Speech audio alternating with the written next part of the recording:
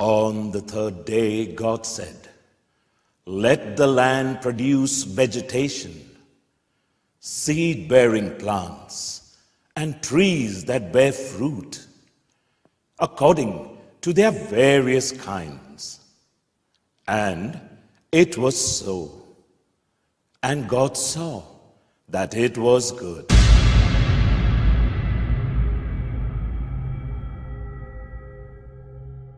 Welcome to this episode of On the Third Day. We have been talking about how to grow plants and how to prepare them for use. But many of our viewers are interested, where can we buy vegetables or fruits or other things which are grown organically? We have with us today Mr. Darryl D'Souza, who will be telling us a little bit about his experiment in marketing of vegetables, fruits, and other products from organically grown produce, and how the Earth Keepers market came about and what went into making it before it actually was launched. So welcome, Darryl. We also have with us Priyanka Parab, who's been with us right from the beginning on these episodes to give us her insights and inputs on how organically vegetables, fruits can be grown and what is available in Goa. So Darryl, will you please tell us something about the Earth Keepers market and how it came about? Yes, hello Miguel, hello Priyanka. So even before the market started, there was some time which took to, which was education, sending out information to people in the public. So basically making people aware of what... making people aware. Okay, so I come from a background of integrative medicine and natural therapies, in which diet is a very important part of, healing illnesses and also preventing, illnesses, but healthy food. So in 2012, that's when I started teaching about health, how to reverse high BP, cholesterol, diabetes, obesity, through diet and natural therapy like acupressure or cleanse therapy, which also uses natural herbs, and natural herbs should be, of course, grown organically or naturally. People in the general public were not aware at all that these illnesses could be reversed by food, and many of these illnesses are caused by food, by contaminated food or what we call processed forms of food. Okay. We come from a background that says, whole foods are the only real foods. So whole food is how God has made it and it's there on the planet. Okay. But they're then not something that's packaged and given to you warm and eat. Yes. Okay. Unfortunately, human beings, although all other species on this planet, they eat food naturally. Human beings, we are not satisfied. We want to take it, cut it, chop it, grate it, squeeze it, and do so many things to it. Pack it into a pouch or jar or something. And the second problem is violating a very basic principle of natural farming and the cycles and seasons, you see. So a mango will come in mango season, but we are not happy that we will not get it all through the year. So we put it in a tin. So that's where this preservatives and all that come in. And the whole packaged and processed food industry has come. So so in 2012, when I started doing these workshops on reversing all these illnesses and diet, cleanse therapy, acupressure, good habits, exercise, getting sunlight, all part of it, people started coming into them and they were not aware. And through education, a lot of people started, taking up these practices. And then it took almost 3 years for 2012, 13, 14, when finally people started telling me in your seminars and your workshops that I was not only doing in Goa, but outside Goa also. I'm based in Kandalim, but I used to travel outside. And they said, okay, you're talking so much about healthy organic food. Now, where is it? Where do you buy it? Where do you buy it? Okay. So I said there are a lot of, besides the commercial markets in Goa, there are a lot of villagers who are selling Gaunti produce and all of that. Why don't you go and buy from them? They said, have you gone and checked out their operations, whether it's natural? So then I went to some of the village folk, and I was shocked to see that they are putting urea and all of that in their Okay. produce. I mean, when growing the thing. So then I was also surprised that there's hardly, this is 2015, hardly any kind of organic produce. And that's when we started sourcing out. A few friends of ours in our group at that time, we were called World United Goa, where we used to meet every month and talk about health and talk about the need for healthy food. Okay, that's when some of us started trying to search where this organic produces, and somebody was growing in Aldo, and we used to have these meetings at a wellness center in Porvorim called Manashanti Healing Center. Okay. And so that's where we actually indoors we started the first market, and it was a part of a society. And so we sent the information to the society people, and few people used to come for it, 7, 8, 10 people. Yeah. And at that time in 2015, I was not growing organic myself. Okay, and so I couldn't bring any produce. I found one, two other small farmers. So few collections of organic we used to sell. But then that market kind of after 3-4 Sundays, it used to happen every Sunday. With Sunday, okay. Yeah, and after 3-4 Sundays, even it kind of died down because few people were there and they stopped coming.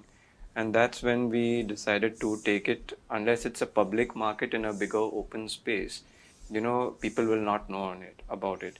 We kind of put ads in the paper, and it used to come. So in June of 2015, that's when we started the first public market in Kandulim. I have my ancestral plot of 600 square meters So over that there. must have been the first organic farmers market happening in Goa. That's right. 2015. And since I came from a background of medicine and health and food, I was very strict about everything that is kept on the table. You see, even I would not allow anything from, white bread, or even when people are baking some muffins, I would say you should not be using processed sugar.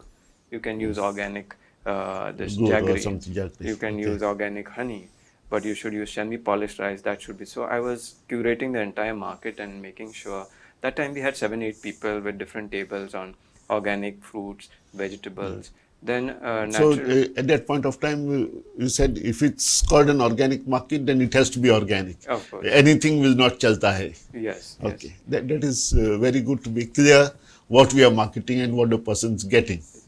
And we didn't call it an organic vegetable market because the scope was a little wider. Right.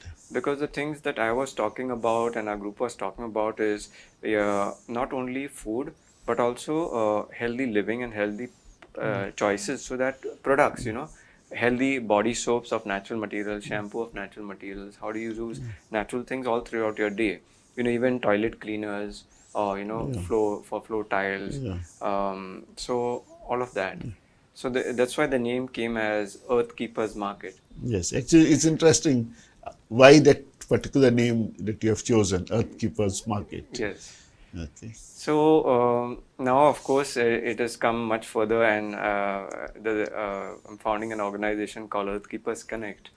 And Okay. Earth Keepers are those people who are very watchful and mindful about what is happening to the earth and the environment, and how our food supply chain is getting contaminated, how not only our human body is falling sick from all of our chemical choices, but how also these, in the process of manufacturing these chemical things, how the factories are putting the byproducts which are inorganic into the soil and into the waterways and pumping out fumes in the air. So it's a total contamination of the air, the land, and the water. So Earth Keepers are people who see all of this. They make endeavors to understand all of this.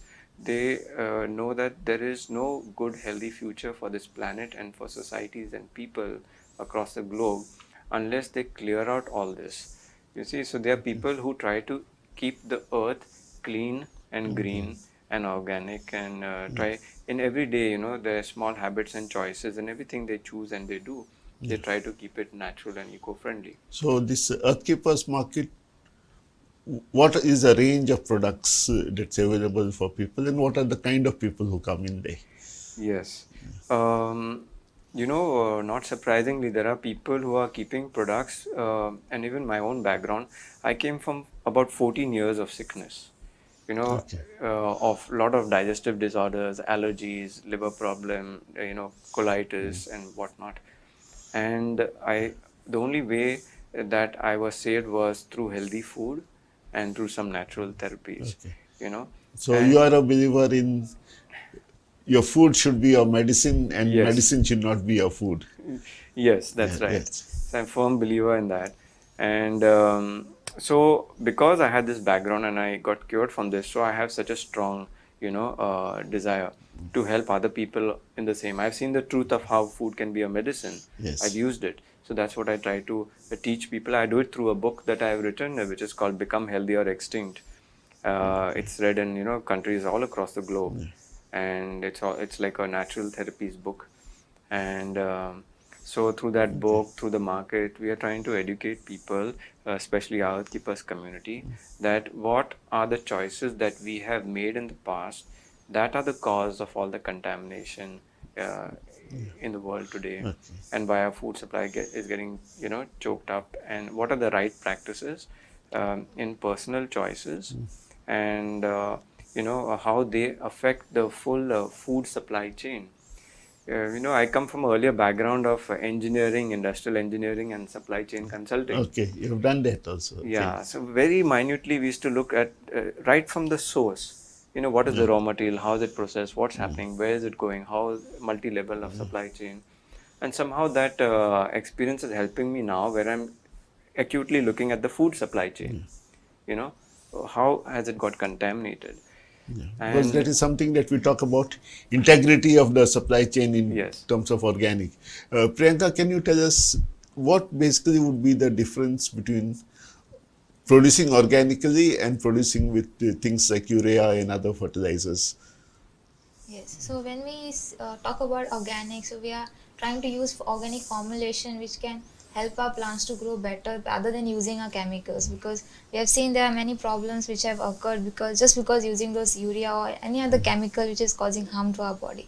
So when we talk about organic formulation, we can go for something naturally occurred, plant species which can help us to get reduce of those diseases or pests which are damaging a crop. So we can use neem oil, or we can use panchagavya, we can use trichoderma. There are various organic formulations which are available in the market. So we need to educate our farmers about it first of all, because it is the least information they have. Like they are carrying that practice of chemical agriculture throughout their life. So organic agriculture was there before, but that revolution has changed and mind has changed towards chemical because it's easily available. But organic has getting extinct towards the time, and they need that information to pop out somehow. They need to get educated over it. So if we use this organic agriculture remedies or formulations, there are chances of people going towards organic agriculture. Yes. Okay. I think going into chemicals is a problem from my generation, Yeah. where from 1967 onwards, people have been told first to get the hybrid varieties. Then they have lots of problems to spray insecticides. Then to make them grow better, use urea and fertilizers. And slowly all the companies which were made to close down their production in the Western world landed up in India, producing and flourishing here. Possibly the good news now is that one chemical factory that we had producing fertilizers has shut down last week. So that hopefully with what is happening now of people being conscious of organic food, of being conscious of health becoming worse with the food that they eat, and that organic markets or farmers market like the earthkeepers market or the Goan farmers market or the other markets which are popping up are there, that this produce will be available to them. What is your prognosis of how the vendors and the buyers who want this will actually grow in Goa, especially given that the agriculture department, of course, is a late beginner with the Paramparagat Krishi Vikas Yojana which has come in, PKVY which has come in now and forming these clusters of organic growers, whether it will really supply to the market and whether that market will grow because of the awareness. Yes, so from my experience since 2015, you know, so we've been seeing that the regular visitors and the repeat customers to the market are mostly the people who have understood about health, who have, especially our market, people who have attended my health workshops or read the book or got some information somewhere else from, that organic is So something that's basically, these are urban and educated class. yeah, yeah. So I'm Yeah. saying there is a basic level of education that when it goes out into society, people get that because when they come and we are small scale farmers, so the production costs are slightly higher. And if it is, if a tomato is in the market at 30 rupees, sometimes at our counter it is at 40 rupees. So even though there is a organic counter when we started in 2015, we did the first market in Kandolim at my place. Then within just a month, Saraya in Sangolda, that's an eco stay and an art exhibition center on main Chogam Road. They asked to host the market at their place. So second Sunday we were doing at Saraya. Then just another 15 days later, International Center Goa Donapala asked for it. Also did. Okay. Then we were hosting it there. And after about 6 months, Happy Home in Asagaon, which is run by Feli Gomes, they asked for it. So for a few months, we were running the market at four different For locations. different places. Okay. And then it was all our common vendors, a few people with organic, and then we had an extended range at Saraya because the space was more. We used to have almost 22 different tables, and like you were asking the products, so organic fruits, vegetables, groceries, and then there were healthy food products, groceries, and different things like Even cold- honey, I think so. yeah, at that time we used to keep honey also, cold pressed coconut oil, the full range, Range of of things, yeah. organic, even masalas that you need in your kitchen. So we had all of that. Then we had some natural body products like soaps and all of that. Then we also have like for combs and all, bamboo India and soap dishes of wood and all. So we have all of those themes and some artwork also, or clay pots and artwork done on clay pots. Just trying to see that whatever people consume on a regular basis, that it is natural and organic. Okay. So, especially with the organic fruits and vegetables, we saw that maybe there would be 100 people coming to the market, but there would be some guys who just stroll and go out. Yeah. And every time at every table they're saying, "Oh, $40, but I'm getting it for $30," and they go away. And then there's just a difference of 5 rupees also, they would not pick up from the table. So who are these people? Yes, they are not the people who have read any books on health. They have not reversed their illnesses through food. So what I'm saying is, if you really want more demand, we can go and set up. People are asking me to come and set it up in Margao, come and set it up in Shiolim and all of that. And we can go and put our tables there. But basically, if people will just come and pass by because it's $5 more, then we will fail in our time and effort. So I have seen through experience that an education needs to go out first. Wellness activities. Yeah, if there's no awareness, then they won't buy. Yes. And quite often they will save 5 rupees on a kilo of tomatoes and spend 500 rupees on a doctor to cure the stomach upset. Yes. Or maybe worse, get cancer and then spend a bomb on that. Right. Yeah. So that awareness, I think so, is very much required when you go for this. And something even more surprising is that when you are looking at new people, we hope that more and more people in Goa should do organic farming, right? But who are the people who are going to do it? There are, many conferences on organic farming and so many presentations are done. And but basically the people who are already doing it, they attend it.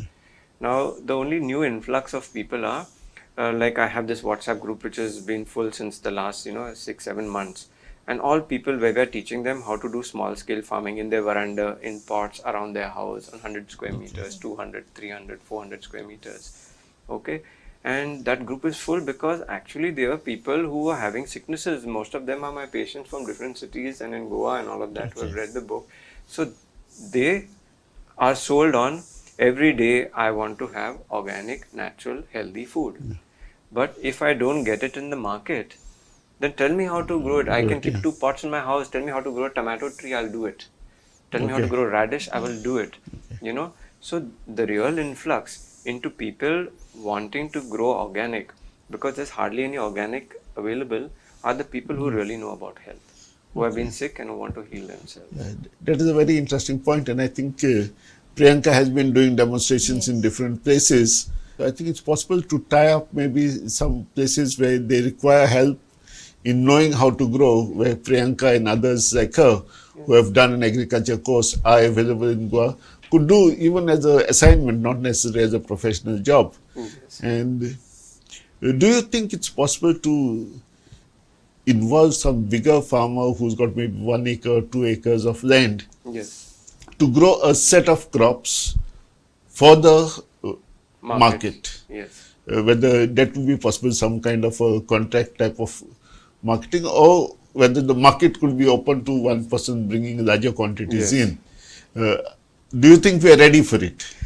Yes, it all depends on how we set up the full system. System. Yeah. So the first thing is that you got to have a little excess demand, then supply. Yeah. If your Supply demand is is more, less, yeah. if you got only 80% demand, that's what happens to us when there are certain things that we have grown and we put out and it doesn't go for sale. Then we have to save it for 1 day, 2 days, 3 days, and how much can you cook and eat? Yeah. And then after 4 days, you have to put it in compost. So that's a loss-making business, right? So we always have to take care and see that demand is more than supply. Supply, yes, Yeah. absolutely. Others, when there's a glut, you are the sufferer, and Yeah. there's So- no incentive to produce more afterwards. So we've been doing these small things, but I've got one very good big event now happening in Goa, which is called the New Earth Summit. Yes. And it is That's at- in November, right? In November 8th, 9th and 10th at Panjim Convention Center. And the first day is curated only on health. All topics of health. We have 10 experts from Goa speaking on different health topics. And in that, diet and nutrition and the need for organic farming, the need for natural mineral groundwater and well water for good health is also there. The second day, it's on organic farming and natural farming practices, and the third day is on environment. Yeah. So why it is curated like this? It is because only, and the audience capacity size, Panjim Convention Center can take about 700 people. It's an AC auditorium. And we are recording all of these deep dialogues, which are presentations for half an hour from each speaker. Which will be available to other people later on? Which will be available to other people later on. So it's not that we're doing a program just for 700 people. We wanted to go to 70,000 and cross a lakh of people who are aware in Goa. So the first day creates awareness of how you can heal with food, and then the second day How you can grow it. yeah, it's an impetus, Okay. that is because of these health reasons and healthy. I'm sure all the 700 people who attend day one, they will have it very clear in their mind that organic and natural is the way to go. They will sit for the full day on the second day in the organic farming, day to understand how to do it. And then they will understand the impact of that on the environment. And the environment. Okay, Because to grow organic, it's a very nice logical chain Yeah. which flows very naturally. even on the third day, we have got some very important things, like from the right now in Goa, the septic tanks, okay, they're contaminating the groundwater and well water system. Absolutely. From which we are pumping out the water and trying to use it for our fields. But there's a beautiful solution in which grey water and black water is converted through different EM tanks Yes. and through underground piping that is watering all your trees and your fruiting trees and your flowering trees and vegetable trees, and within almost 1 to 2 meters that water is getting absorbed. So that is not allowed to percolate down to your groundwater level. Yeah, actually, that is one of the issues that we are trying to Yes. tackle in Taligaon, Yes. where the building complexes, wastewater is coming to the fields. Correct. And the food that you grow there is no longer organic. Yes. Not a fault of the farmer, Yes. but the whole system is contaminated. And we are trying to look at that in Taligaon and Kamrabat, and I think so. That's an issue which have nicely flagged that the septic tanks and the non-functional effluent treatment plants can be a major problem where we have to be conscious. So the first part is, the solution is how not to contaminate the groundwater. And the second part is, we are presenting a rainwater solution, harvesting solutions also. Okay. So how to recharge your groundwater system, so that all through the year you have a good water table for your organic farming, requirement. And in this, there's a beautiful, another third presenter with a very successful model implemented in Chennai, and now we're trying to do it in Goa, where we are seeing that there's a problem of, the seawater coming, through the mangroves into the Khazan area. Yeah. And the problem is that it's a water level here. If your groundwater level is low, then the Then the seawater comes is in, going to yes. come and ingress. Yes. If you don't have enough fresh water, then Yes. the salt So water rainwater ingresses. harvesting is so important to take up your groundwater levels, so that flows out. That is one issue which we have been looking at in Sanstevo, Diwar, and in Shorang, where all these traditional ponds that they had, where they used to impound water in the monsoon, Yes. they have got silted and dried, and now the salt water is ingressing further inside, away from the Kazans, into their wells. Yes. So that fresh water keeps the salt water down. That's something that we'll have to look at. Yes. And we have to look at the market Yes. and how the market can really make the pull in growing vegetables. So thank you very much for being here on this program. Thank you, Thank you, Miguel. Priyanka.